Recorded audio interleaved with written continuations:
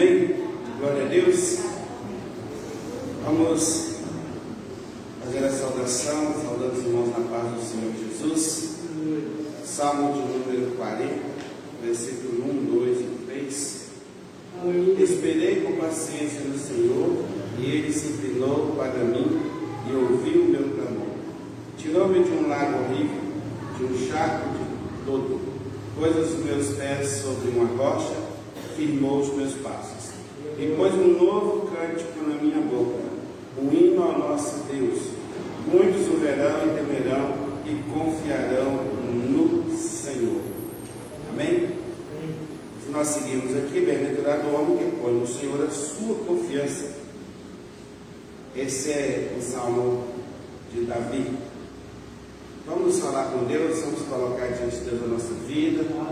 Aproveite esse momento para você orar, para você colocar a sua vida diante do Senhor nesta noite, pegando assim o seu pensamento com o Eterno e deixando que a graça de Deus esteja fluindo na sua vida.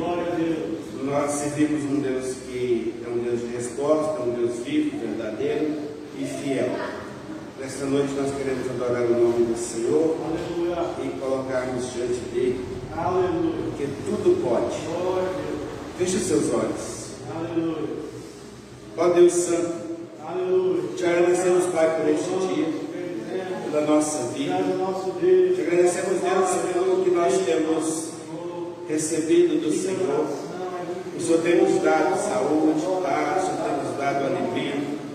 Obrigado, Deus, pela nossa família. Obrigado, Deus, por cada vida aqui, cada família aqui representada, cada um faz parte da tua igreja. Obrigado, Deus, porque o Senhor tem dado paz a esta cidade. Em meio a tantas lutas e batalhas, nós temos muito mais vencedores do que derrotados, Pai. Nós sabemos que o Senhor é um Deus que dá vitória àquele que crê, àquele que busca, àquele que confia. Deus, a Deus também que no mundo espiritual só tem Deus a nos trabalhar em favor daqueles que estão vivendo um drama, Pai. Ah, Deus, justo e amigo, ou mesmo de uma luta, de uma batalha judicial. Ah, Deus, coloca a tua mão sobre os processos da justiça, coloca a tua mão sobre, Deus, as dívidas que muitos de nós temos a pagar. Coloca a tua mão sobre as nossas finanças, Deus. Ah, Deus, coloca a tua mão sobre a porta para se abrir, porta de emprego, ou que busca o trabalho. Ah, Deus, coloca a tua mão sobre a ferida daquele que está enfermo, está passando por um mal físico, Pai. Mas também, Deus, coloca a tua mão sobre a nossa vida espiritual, sobre a nossa fé, a nossa convicção de que servimos um Deus vivo, fiel e verdadeiro. Deus, nesta noite nós queremos te adorar, queremos valorizar a Deus o teu sublime nome, Pai, sobre o trono. Queremos declarar que tu és santo, tu és Deus, tu és grande, tu és maravilhoso. Ah, Deus, em nome de Jesus, derrama o bálsamo da cura, derrama, meu Deus, a mão que perdoa, derrama, meu Deus, com as tuas mãos a bênção do céu. Repreende no mundo espiritual todo mal, toda inquietação, toda ação do inimigo, Pai. Ah, Deus, liberta o cativo, liberta da prisão aquele que está aprisionado sobre o pecado, Pai. Tu és o Deus que liberta o homem do lamaçal, como está escrito.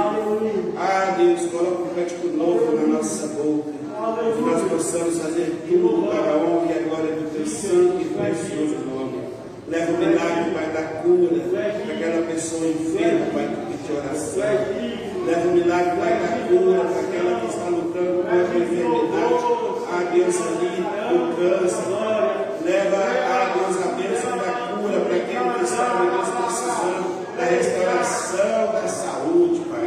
Ah, Deus, toma na tua mão os quadros, Pai, coloca a tua mão sobre aquele pezinho, sobre a cirurgia, para que ele possa, Deus, brevemente estar ali podendo usufruir novamente da liberdade de estar andando pela cidade, onde quer que ele passar, Pai, que ele possa ser protegido por ti. Ah, Deus, esses filhos que estão longe, que estão viajando, Pai. Ah, Deus, em nome de Jesus, colocamos tudo diante do Senhor e te agradecemos por tudo, em nome do Senhor Jesus. Amém. Aleluia. Amém. Glórias a Deus. Vamos adorar o nome do Senhor. Aleluia. Graça e paz, queridos. Convide o Espírito Santo. Convide o Espírito Santo. Diga a Ele o quão importante é a presença dele no nosso meio. Declare ao Espírito Santo: seja bem-vindo neste lugar, Espírito Santo de Deus. Declare, não fique com a sua boca fechada, não, querido. Não fique com a sua boca fechada, não. Você vem na casa do Pai. Algo que eu entendo é quando eu vou ali em Caratinga, na casa da minha mãe, eu chego lá, eu cumprimento a minha mãe.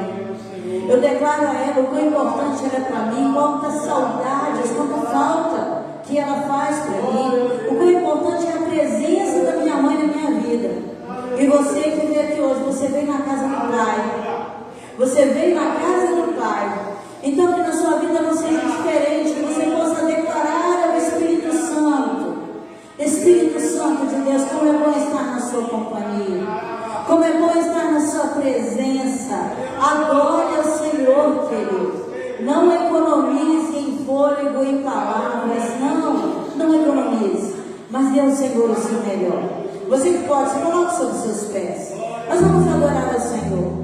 E a proposta é: dê a Ele o seu melhor, meu amado. Dê a Ele o seu melhor, porque Deus enviou para mim e para você aquele que Ele tinha de mais especial na eternidade. Ele entregou o seu filho, o seu único filho, por amor a mim e a você. Então entrega a Ele o seu melhor nessa noite. Adore o Senhor, não se importe com quem está do seu lado, não, é a sua adoração ao Senhor, é a sua adoração, é o seu louvor ao Senhor, é a sua entrega ao Pai, amém? Adoração individual, assim como a salvação. Então entregue ao Senhor o seu melhor. Não se importe, não se importe. Quando eu falo, eu não estou dizendo para vocês merecer quem está ao seu lado, não. Mas o que eu estou dizendo é: não fique atento à adoração de quem está do seu lado, na sua frente, atrás de você. Mas fique atento àquilo que você trouxe para entregar ao Senhor nessa noite. Dê a Ele o seu melhor.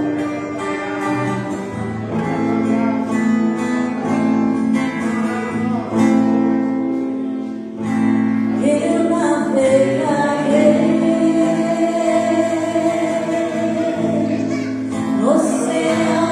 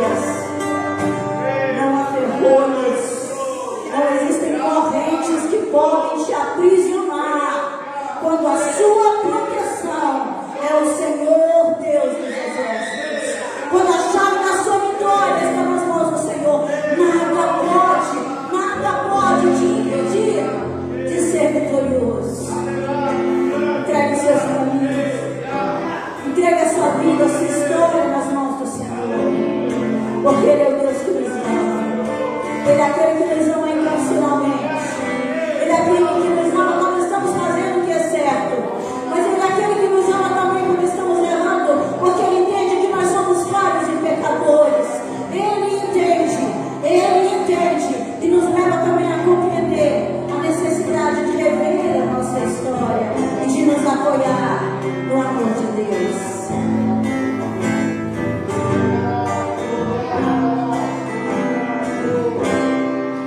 Mesmo sendo assim, pobre pecador, Deus me ama. Mesmo sendo falho, mesmo sem merecer, Deus me ama. Se estou forte, se eu estou de pé, Deus me ama.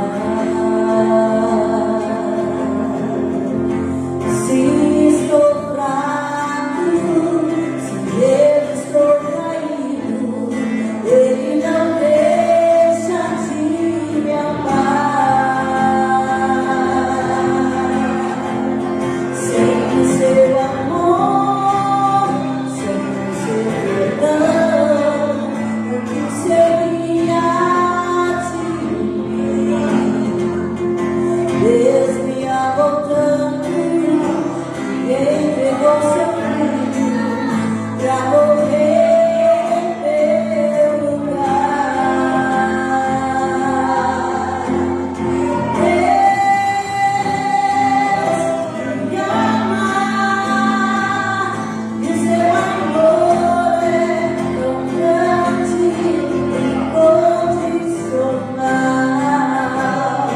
Deus me ama e Ele está sempre de braços abertos pra mim.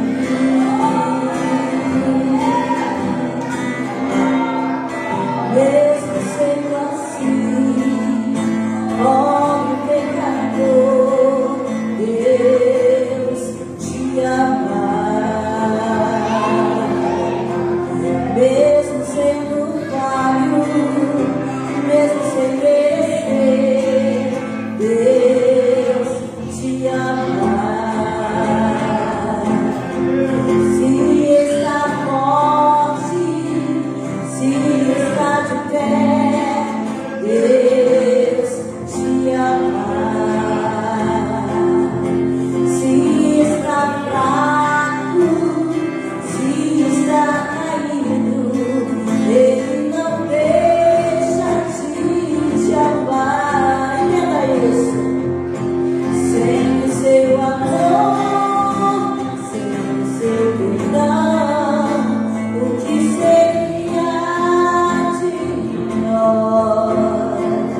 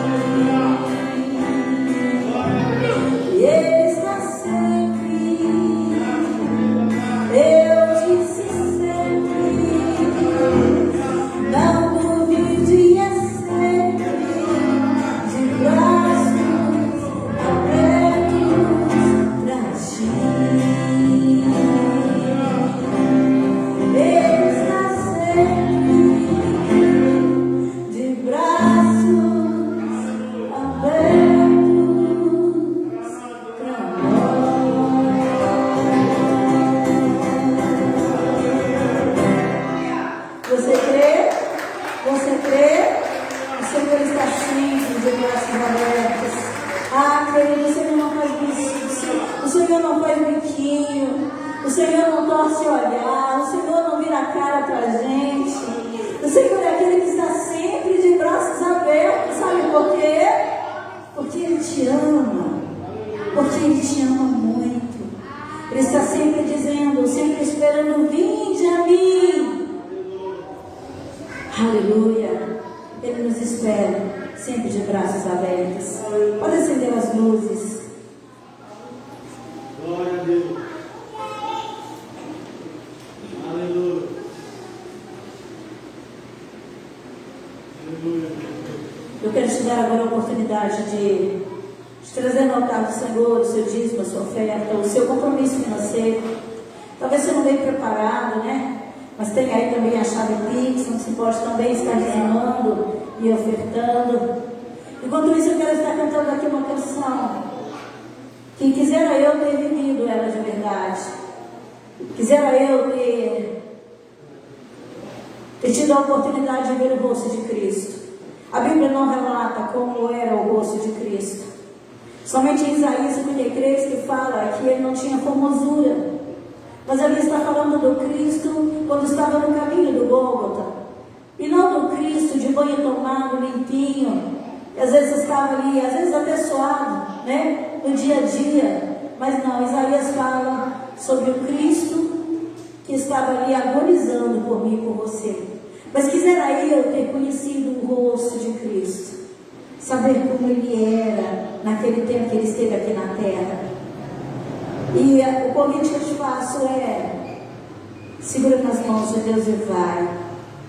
Firma os seus passos com o Senhor. Assim como eu também preciso fazer isso cada vez mais e mais.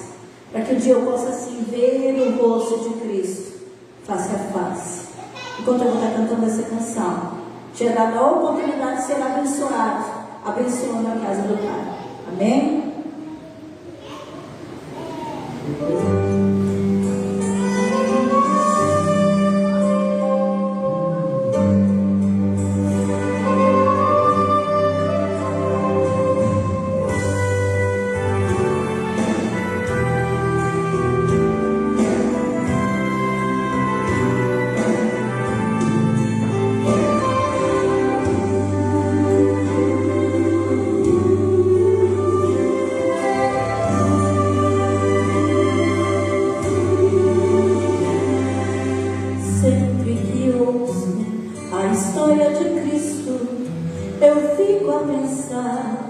Com grande emoção no privilégio que muitos tiveram de ver o seu rosto, sentir sua mão. Eu também queria a mesma alegria de tê-lo bem perto, bem juntinho a mim.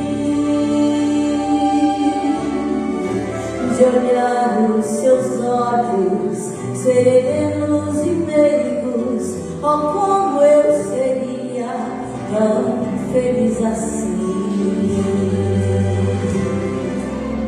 Queria saber como era o seu rosto, embora eu sinta que era muito lindo, inspirava fé e também confiança, e dava a todos um gozo infinito.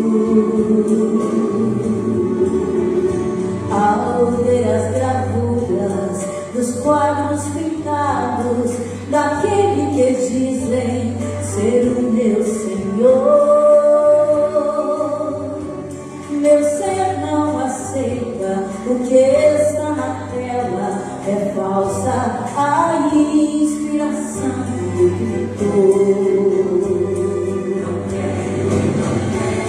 No Cristo vencido, cheio de amargura, semblante de dor, eu creio no Cristo de rosto alegre, eu creio no Cristo que é vencedor. O dia também o verei face a face,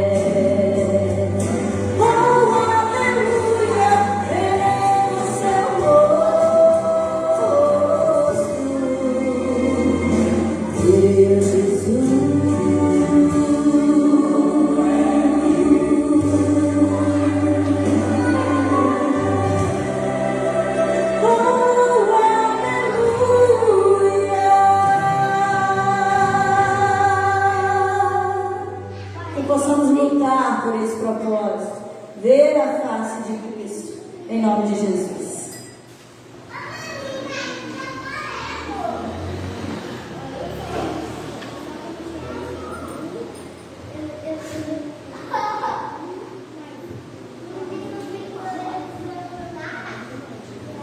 Amém? Nós ficar de pé, vamos orar para fazer a executíssima oferta. Deus, muito obrigado, Pai. Recebe o louvor e a adoração da tua igreja. Entregamos a ti as missões que foram ministradas, Pai, como adoração ao teu nome. Te agradecemos também por dízimos e ofertas, Pai, foram alçados à casa do Senhor.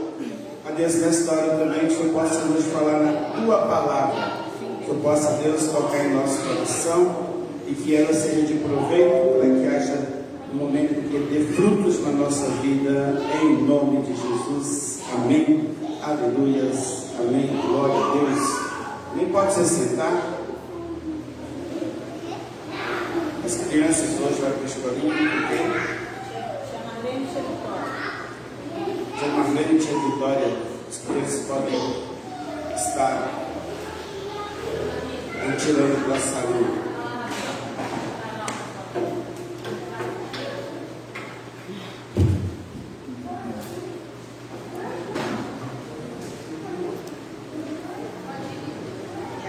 Amém? O texto de hoje, Tessalonicenses 4, 13 a 18.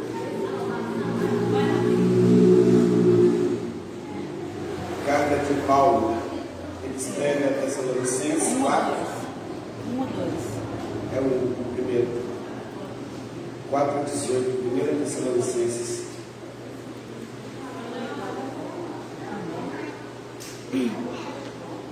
Amém? Pode seguir na projeção ou na sua Bíblia.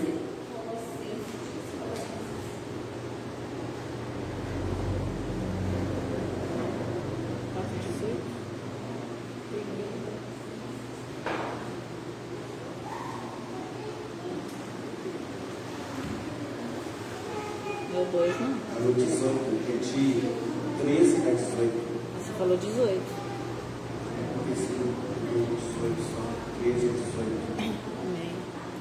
Agora, se o texto diz assim: não quero, porém, irmãos, que sejais ignorantes acerca dos que já dormem, para que não vos entristeçais como os demais que não têm esperança. Porque se cremos que Jesus morreu e ressuscitou, assim também aos que em Jesus dormem, Deus os tornará a trazer com ele. Dizemos-vos, pois, isto pela palavra do Senhor, que nós, os que ficarmos vivos para a vida do Senhor, não precederemos aos que dormem. Porque o mesmo Senhor descerá do céu com alarido e com voz de arcanjo, e com a trombeta de Deus, e os que morreram em Cristo ressuscitarão primeiro. Depois nós, os que ficarmos vivos, seremos arrebatados juntamente com eles nas nuvens, e a encontrar o Senhor nos ares. Assim estaremos sempre com o Senhor. Verso 18. Portanto, consolai-vos uns aos outros com estas palavras. Amém? Pode se sentar.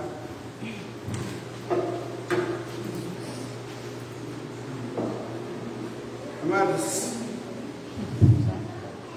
nós estamos diante de um texto simples, mas ao mesmo tempo complexo, porque fala de coisas que estão por vir. Fala do arrebatamento, da ressurreição, fala do céu. E esse texto nos chama a responsabilidade de entender aquilo que Paulo escreve. Nós vamos abordar aqui 3 coisas: primeiro, a ressurreição; segundo, o arrebatamento; terceiro, o céu. Tudo é uma questão de crer e ter esperança, acreditar, porque nós sabemos que no mundo existem muitas religiões. O cristianismo é uma delas.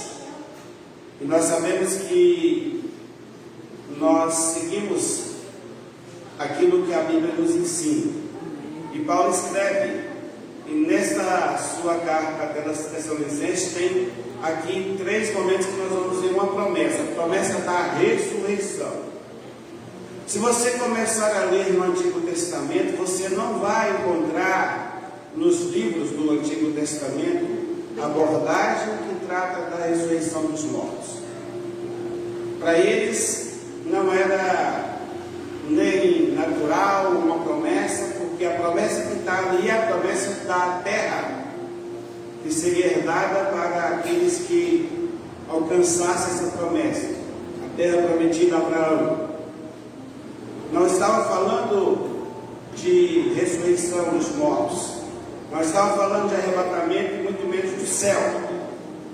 Mas a gente sabe que a história vai se construindo dentro da história do povo de Deus até que se cumpre aquilo que foi profetizado pelos profetas. Somente depois, na estrutura profética, que nós vamos ver o anúncio e a profecia do reino que há de vir e que viria a acontecer com a vinda de Cristo, o nascimento de Jesus.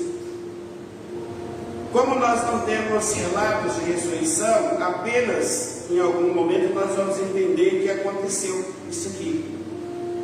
Até então chegar o tempo de Eliseu, que vai à casa de uma mulher onde ele fica hospedado, e essa mulher não tem filho.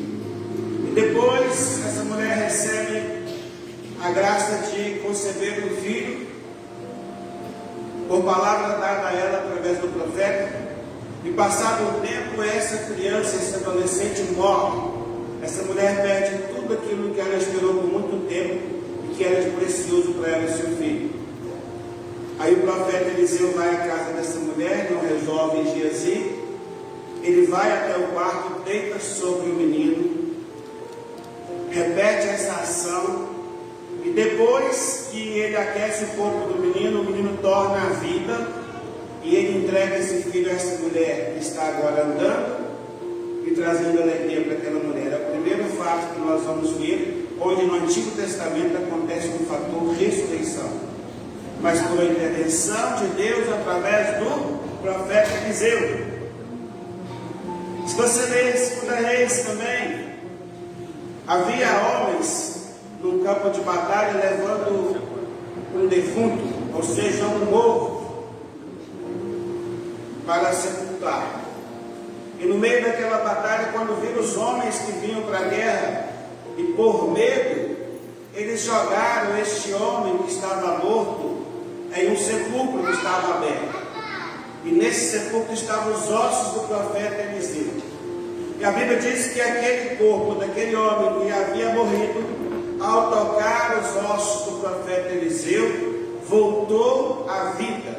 Ou seja, ressuscitou, tornou a viver. É o segundo ponto que nós vemos sobre um fato em que alguém que está morto volta à vida no Antigo Testamento. No livro de Ezequiel, capítulo 37, ele fala de uma narrativa muito bonita sobre o vale de ossos secos. Ali nós estamos diante não de uma ressurreição de mortos que voltam a viver com a junção dos ossos, tornando a ter carne, nervos. Não, ali houve um momento em que o Senhor fala a Ezequiel para ir a esse vale, transporta ele a esse vale através de quê? De uma visão. Aí sai no Espírito do Senhor, é um arrebatamento momentâneo, não é um transladar, é um arrebatamento momentâneo em Espírito. Ele vai ver o vale de ossos secos, e o Senhor vai dizer, profetiza sobre esses ossos. E ele profetizando sobre os ossos, diz a Bíblia que os ossos começaram a se juntar, se encaixar, tomaram forma e ali se levantou um exército. Aqui nós estamos vendo que não é ressurreição, é apenas algo mostrado num arrebatamento momentâneo de uma visão que Deus dá ao profeta do que é possível fazer pela casa de Israel, porque precisava ser tratada e restaurada. essa é uma visão de ossos secos que se torna um exército. Muitas pessoas leem e acham que o exército ali foi muitos que morreram, ressuscitaram e tornaram a viver. Não, é apenas algo para mostrar para Ezequiel a intenção do Senhor de restaurar a casa de Israel.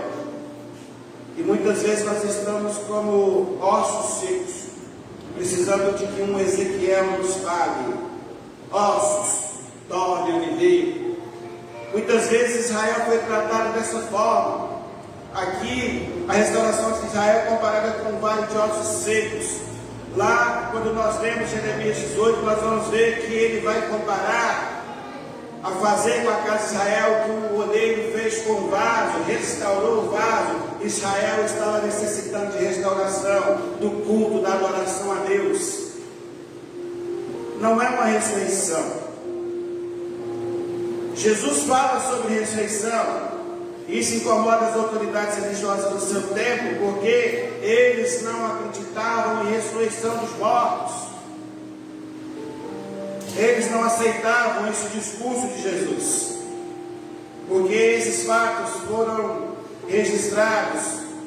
E Jesus, quando vai até a casa de Maria e ali ressuscita Lázaro, aqueles que não aceitavam a ideia de ressurreição puderam ver com seus próprios olhos que Jesus ressuscitou alguém que já estava há 4 dias na sepultura mais. Então nós vemos aqui que uma promessa que tem na palavra de Deus, através do que Paulo escreve, é a ressurreição.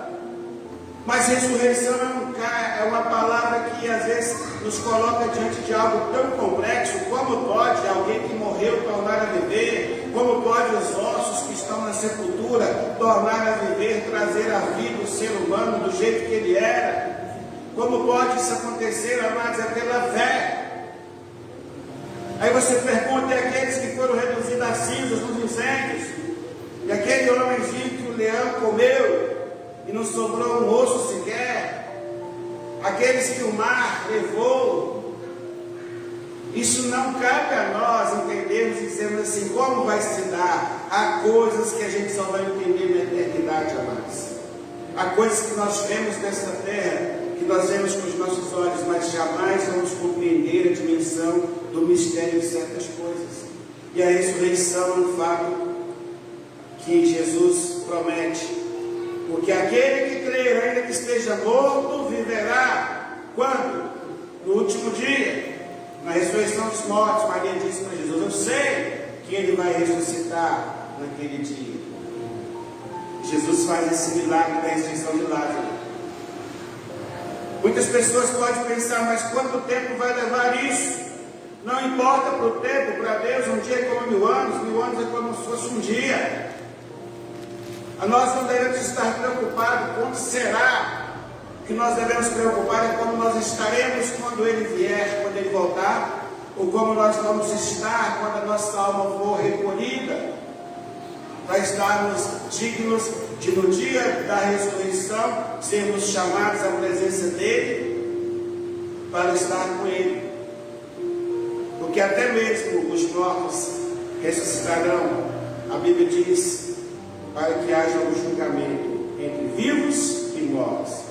Então, se há uma promessa que a Bíblia traz para nós, é o dia em que todo aquele que estiver descido à sepultura ressuscitará. A primeira promessa é a ressurreição.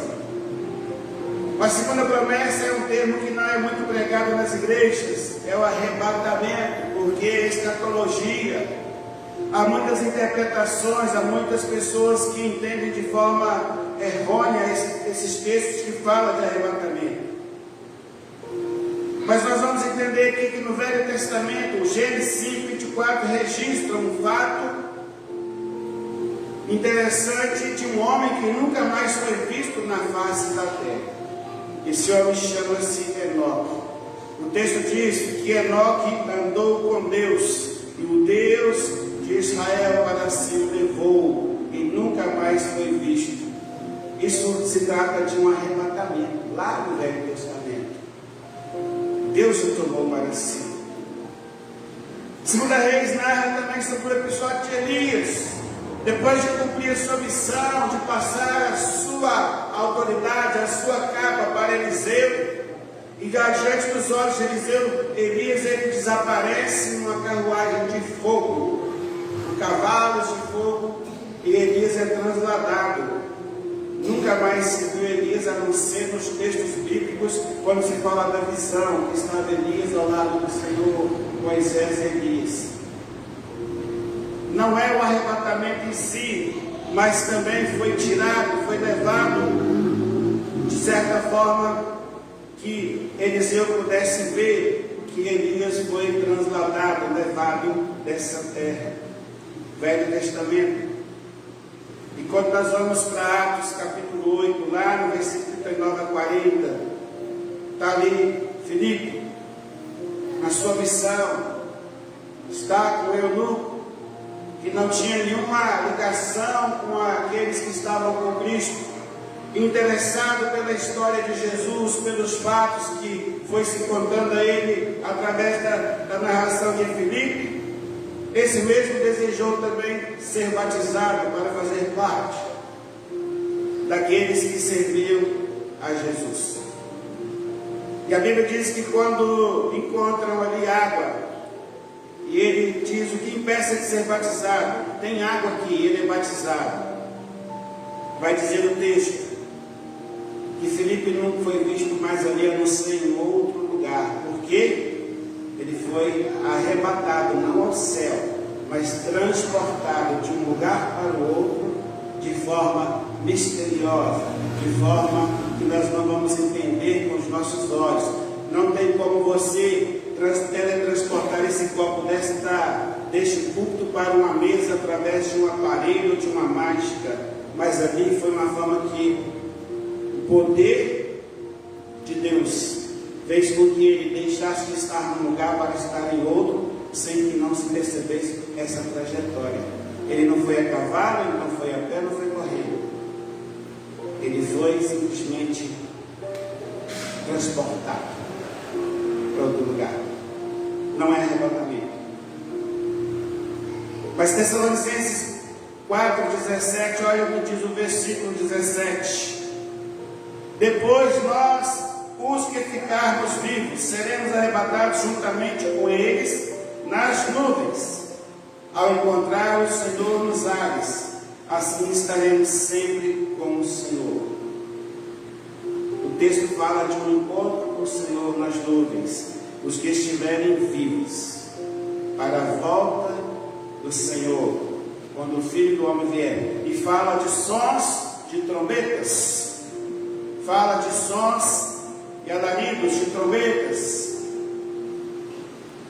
porque o mesmo Senhor descerá do céu com alarido e com voz de arcanjo e com a trombeta de Deus, e os que morreram em Cristo ressuscitarão primeiro. Está falando da ressurreição para o arrebatamento. E aí a gente pergunta: nós que cremos que o Senhor virá buscar a sua igreja, nós que cremos que a igreja poderá passar sim pela grande tribulação, nós que cremos que haverá dias difíceis, mas nós também que cremos que o Senhor pode arrebatar as pessoas, e de repente você está ao lado de alguém e apenas olhar, só tem um pouquinho de roupa amontoada e a pessoa não está ali mais. Ou seja, tudo isso está registrado aqui como promessa. Uma promessa de que nós seremos levados. Os mortos ressuscitarão e os vivos serão arrebatados para estar junto com Ele. É a segunda promessa que nós encontramos nesse texto. E depois nós temos a promessa principal, a maior promessa, que se chama o céu. Como você imagina o céu, amado? Como você imagina o céu, amado? Há um tempo atrás, quando ainda menino, havia uma novela que se chamava A Viagem, registrando um tipo de paraíso, onde as pessoas se encontravam um tempo depois da morte, até que se chegasse o momento de passar para a vida eterna. Essa novela tinha como tema uma mistura de limbo, de purgatório, de reencarnação, de espiritismo, e mostrava um lugar bonito, um paraíso, tudo gramado, banquinho, todo mundo de branco. E os atores ali, renomados daquela televisão, daquela emissora, encontrando depois da morte os seus amores, para reviver uma história, relembrar como viveu antes. Essa novela chamava A Viagem. Os mais antigos lembram disso. Ali não retrata uma realidade que nós vamos viver.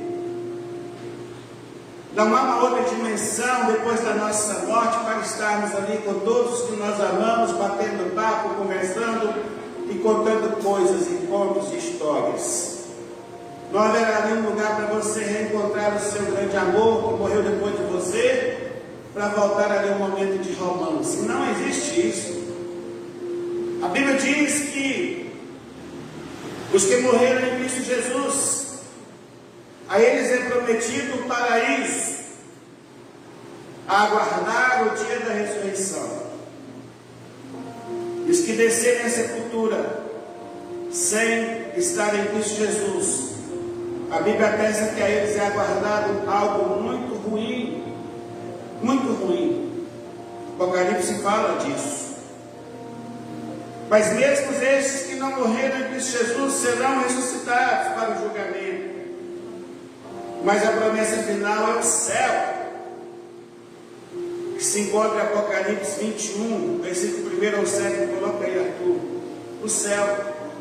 Talvez você já ouviu alguém dizer assim, que o inferno é aqui, que tudo acaba aqui, que o que você vive de bom aqui é o paraíso, que você vive de ruim aqui é o inferno. Usa-se muita expressão, aqui se faz, aqui se paga. E as pessoas falam, não existe céu, não existe inferno, a vida acontece, você morreu, acabou. Isso está em muitas culturas, em muitas crenças, pessoas que acreditam que morreu, acabou. Nós que cremos, a morte não se encerra na sepultura. Apocalipse 21, de 1 a 7. Para nós que cremos, a sepultura é apenas o final da matéria, onde se coloca o corpo que entra em decomposição. Talvez você veja nas mídias aí, corpos incorruptíveis, pessoas que morreram e anos depois, quando foram exumados, o corpo estava perfeitinho, bonitinho, como se fosse um boneco de cera. Muito cuidado com a inteligência artificial, mas porque toda a matéria entra em decomposição, se ela contém água, se ela contém estrutura molecular. Então nós temos relatos de pessoas que morreram e ao serem exumados estavam perfeitas, porque dizem, era um corpo incorruptível, porque não pecou. Amados, só Jesus não pecou. Se esse é um passo para ter um corpo incorruptível, só Jesus não pecou. A Bíblia fala que nós somos igual a Elias, homem que também teve sentimentos. E nós temos sentimentos. E aqui diz o texto, e vi um novo céu, uma nova terra, porque já o primeiro céu, a primeira terra passaram, e o mar já não existe. E eu, João, vi a santa cidade, a nova Jerusalém, que de Deus descia do céu, preparada como uma esposa adornada para o seu marido. E ouvi uma grande voz do céu que dizia, eis aqui o tabernáculo de Deus, está com os homens, pois com eles habitará, e eles serão o seu povo, e o mesmo Deus estará com eles e será o seu Deus. E Deus limpará de seus olhos toda lágrima, e não haverá mais morte, nem pranto, nem clamor, nem dor, porque já passaram as coisas que são passadas. Eu que estava sentado sobre o trono disse, eis que faço nova todas as coisas. E disse-me, escreve, porque estas palavras são verdadeiras e fiéis. E disse-me mais, está cumprido, eu sou o alfa e o ômega, o princípio e o fim. A quem crer que tiver sede, de graça lhe darei da fonte da água da vida. Versículo 7. Quem vencer, herdará todas as coisas, e eu serei seu Deus, e ele será o meu filho. Olha aí a promessa. Olha a promessa acontecendo aí. Vai no versículo 18 agora. A construção do seu muro era de jaspe, e a cidade de ouro puro, semelhante a vidro puro. E os fundamentos do muro da cidade estavam adornados de toda a pedra preciosa. O primeiro fundamento era jaspe, o segundo safira, o terceiro calcedônia, o quarto esmeralda, e o quinto sardônica, o sexto sárdio, e o sétimo crisólito, o oitavo berilo e o nono topázio, o décimo crisópraso, e um décimo jacinto, e o décimo ametista. E as 12 portas eram 12 pérolas, cada uma das portas era uma pérola, e a praça da cidade de ouro puro, como vidro transparente. Olha só, isso aqui é a visão em arrebatamento de João. O Senhor o arrebata para dar para ele tudo que era na visão a ser escrito. Escreve. O que vê, escreve. E João vai escrever tudo o que foi dado na visão. Aí fala da promessa do céu. Apocalipse está falando das características desse céu. Ruas de ouro, de cristais. Ele usa para poder ilustrar o que é o céu, toda a categoria de pedras e joias preciosas que há na face da terra. Coisas que Ele mesmo, Deus, fez na construção do universo. E a gente às vezes fica pensando, como será o céu? A gente ocupa muita mente pensando, será que vou para o céu? Como será o céu? Será onde é o céu? Será que o céu é um lugar, como o tal da novela lá, que é passada, um paraíso, um lugar cheio de gramado verde, banquinhos, lagos, pessoas andando para lá e para cá vestidas de branco? Muito fácil na dramaturgia fazer uma novela e dizer, isso é um paraíso. Não, para nós o que nós cremos é que todos que passarem pela morte estarão sepultados. E todos que creem na promessa da ressurreição passará por ela. E aos que estiverem vivos, como diz o texto, virá o Senhor vindo nas nuvens com poder e glória para um grande encontro, depois de ressuscitar os mortos, o arrebatamento e a promessa do céu. E a gente fica perguntando, sabe para onde que eu vou? Sabe para onde que eu vou? Esse céu, pela fé e pelo que nós cremos, nós acreditamos que é um lindo lugar, que é o fim de todo aquele que morreu em Cristo Jesus, que naquele dia seja julgado, passar a estar à direita de Jesus. Mas qual que tem que ser a preocupação maior do crente nessa terra? É o que fazer para ter essa herança, para alcançar essa promessa. Aí nós precisamos fazer uma reflexão do que é a nossa vida nessa terra, porque a nossa passagem aqui ela é temporal. Você está e ao mesmo tempo pode não estar a qualquer momento. Todos os dias, quando você abre a mídia da sua página, da rede social, tem ali, geralmente, raramente não tem ali, naqueles réus, naquelas partes do histórico, uma palavra escrita: luto por um amigo, luto por pai, luto por mãe, luto por alguém. Ontem mesmo, uma pessoa muito nova, não conheci pessoalmente, mas está lá luto. Não é assim? Você pode estar aqui nesse culto, ele pode ser seu último culto, meu último culto, a minha última pregação. Nós não sabemos o dia e a hora, e por isso, diante da promessa da ressurreição, da possibilidade do arrebatamento e dessa promessa do céu, nós devemos seguir aquilo que Jesus diz: estáis preparados, porque não sabeis nem o dia e nem a hora. Há muitas pessoas que profetizaram a volta de Jesus e a maioria deles quebraram a cara.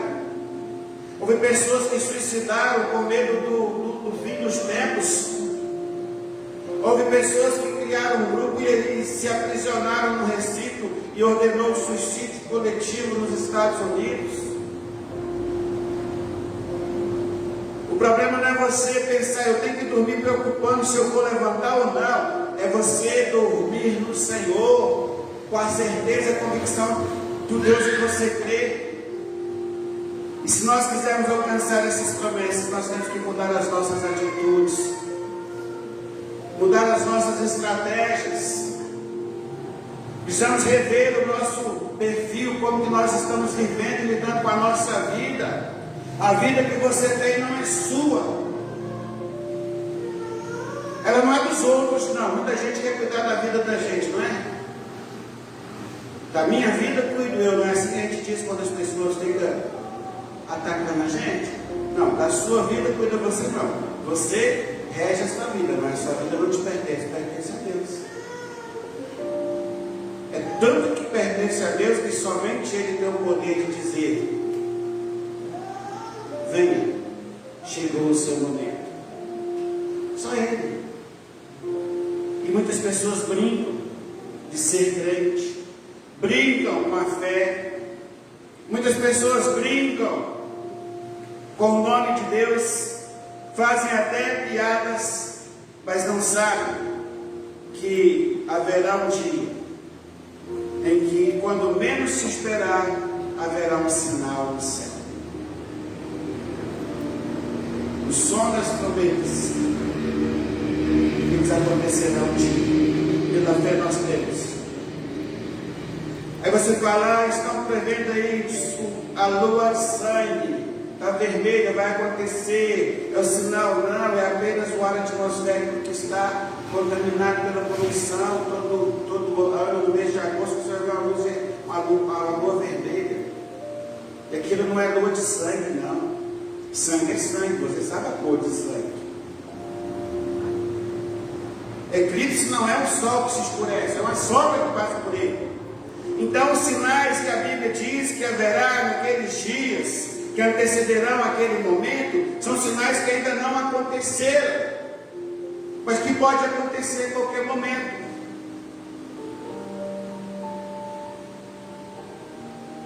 Eu nunca vi ninguém ressuscitar. Embora algumas páginas da rede social, no YouTube, tem cultos que falam que a pessoa foi ressuscitada dentro do culto. Mas tem tanta coisa acontecendo de forma enganosa que a gente começa até ter medo de pecar e duvidar que a pessoa foi ressuscitada naquele culto. Mas eu vi em transmissão de pastor pregando que podia ser chamado a qualquer momento e na sua velhice foi recolhido dentro do culto. Morreu pregando a palavra.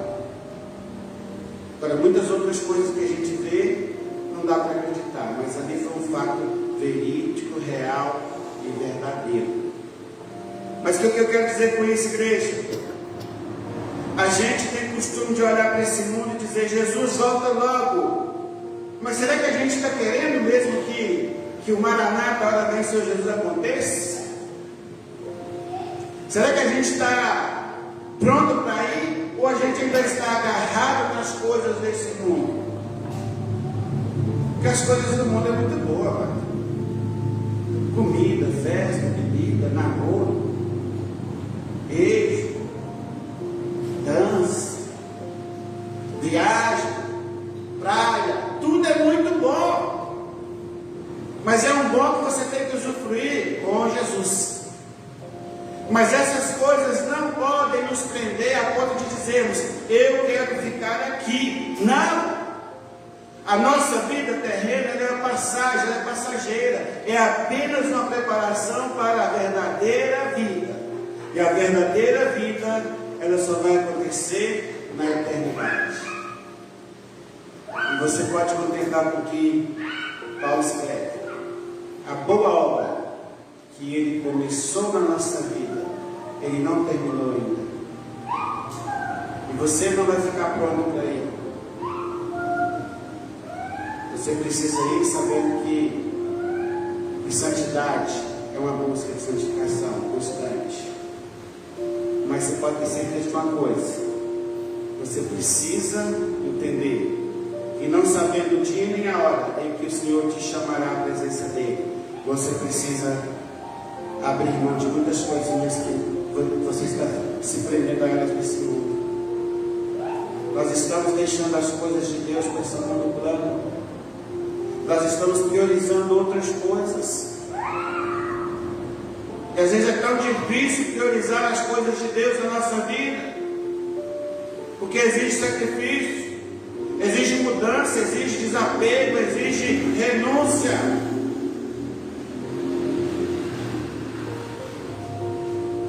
De todas as formas, aqueles que morrerem antes da volta de Jesus, está prevista a ressurreição. Mas o arrebatamento pode acontecer a qualquer momento. E o céu é a promessa última, que será a morada dos santos, daqueles que morreram em Cristo Jesus e que foram salvos. E ainda assim diz o texto, que mesmo estando no céu com os santos que morreram em Cristo Jesus e foram arrebatados e foram salvos, depois da grande tribulação haverá um grande som como de um grande exército, e virão aos milhares e milhões que foram alcançados depois daquele tempo em que passaram pela grande tribulação. Aí não haverá mais morte, porque tudo vai fazer se cumprir o que nós lemos aqui em Apocalipse: um novo céu, uma nova terra. Tudo se fez novo. E se você tem vontade de morar no céu, se você quer viver essas promessas, nós precisamos começar a repensar a nossa vida e mudar as nossas atitudes. Nós estamos vendo o mundo ganhando mais pessoas do que os crentes ganhando almas para Cristo. Infelizmente, essa é uma grande verdade. Quando colocamos o mundo e a igreja lado a lado, se nós compararmos, o mundo está ganhando de nós. Só que o mundo não ganha para a eternidade, ganha para a condenação. Mas os que estão vivendo não são perdedores, mas os que estão lá dentro, pagando o preço, vivendo as promessas e a palavra de Jesus, são vitoriosos, ainda que o time do mundo seja maior. Você está formando o time certo, um time de vencedor, um time de campeões, porque o céu é a nossa conquista. Lute para que você possa viver essas palavras. O céu não é só uma promessa. O céu será eternamente a morada dos santos, e será o lugar do trono de Deus. Amém? Vamos orar com Deus nesse momento.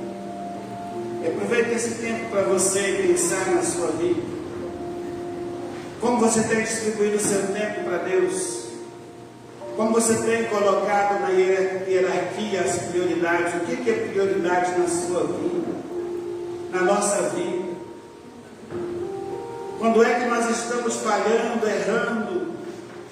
Onde nós estamos precisando corrigir as falhas? Quando é que eu tenho esquecido de tirar tempo para o Senhor? Quando é que eu tenho lembrado dele só no momento que a aflição chega? No momento que há um esgotamento de forças? Pense, comece a viver uma vida nova, renovada.